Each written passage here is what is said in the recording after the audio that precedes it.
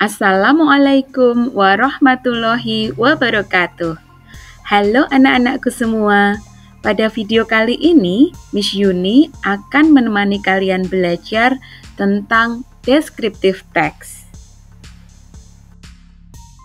Tujuan pembelajaran kita kali ini yaitu mengidentifikasi fungsi sosial, struktur teks, dan unsur kebahasaan teks deskriptif.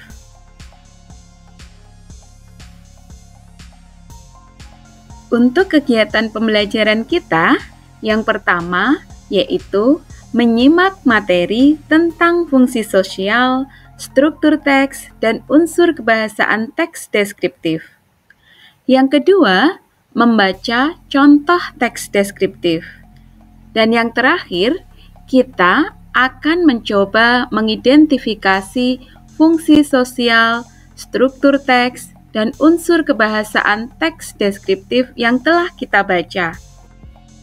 Selanjutnya, mari kita menuju kegiatan pembelajaran 1, yaitu menyimak materi tentang descriptive text.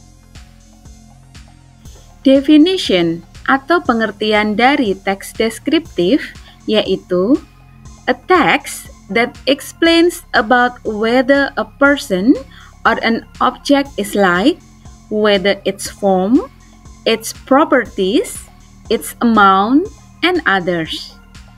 Teks deskriptif yaitu teks yang menjelaskan tentang seperti apakah seseorang atau suatu benda, apakah bentuknya, sifat-sifatnya, jumlahnya, dan lain-lain. Purpose atau fungsi sosial dari teks deskriptif yaitu to describe a particular person, thing, or place.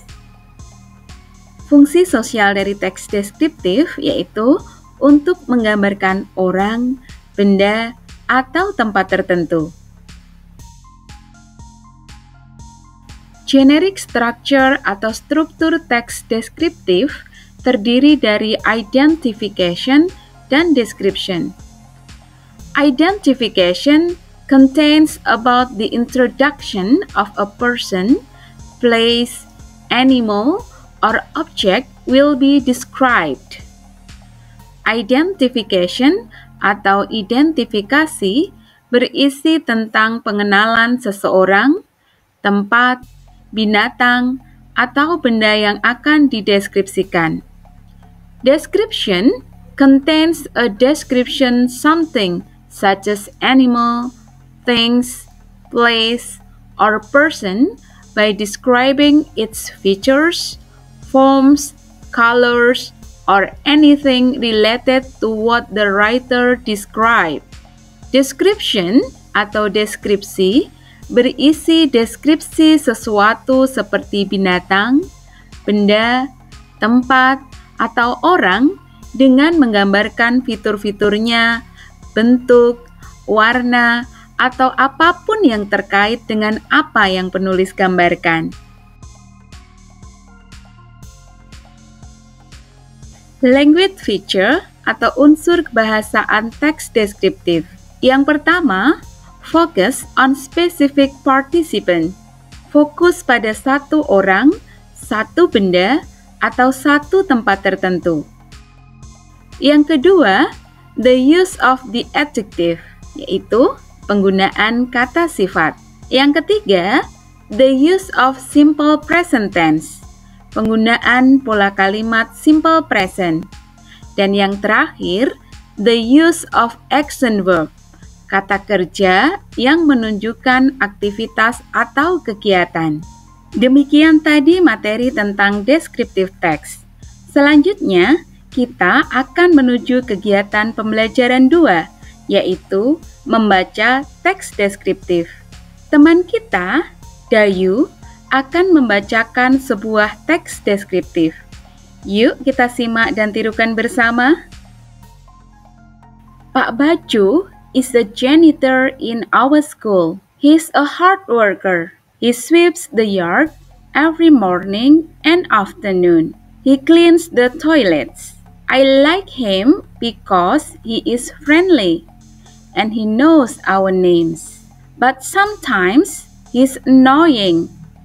He often teases me and laughs at me in front of my friends. He's sometimes fussy too. He tells us not to litter again and again. He gets mad when we don't put our rubbish in the rubbish bin. Itu tadi teks deskriptif tentang Pak Bacu. Sekarang kita menuju kegiatan pembelajaran 3, yaitu mengidentifikasi fungsi sosial, struktur teks, dan unsur kebahasaan teks deskriptif.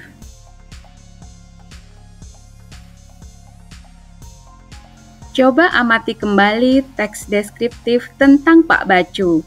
What is the social function of the text?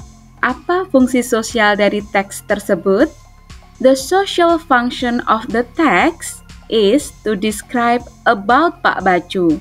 Fungsi sosial dari teks tersebut adalah untuk mendeskripsikan atau menggambarkan Pak Bacu. Now, let's identify the generic structure of the text. Seperti yang sudah kita pelajari, struktur teks deskriptif terdiri dari identification dan description. Identification menyatakan pengenalan tokoh. Dalam teks ini, pengenalan tokoh bisa kita lihat pada kalimat pertama, yaitu Pak Bacu is a janitor in our school. Sedangkan kalimat-kalimat selanjutnya merupakan description atau deskripsi yang menggambarkan tentang Pak Bacu.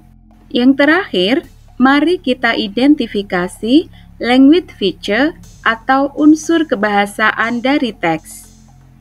Unsur kebahasaan yang pertama yaitu fokus pada tokoh tertentu. Dalam hal ini yaitu Pak Bacu. Unsur kebahasaan berikutnya yaitu penggunaan adjektif atau kata sifat seperti friendly, fussy, dan mad.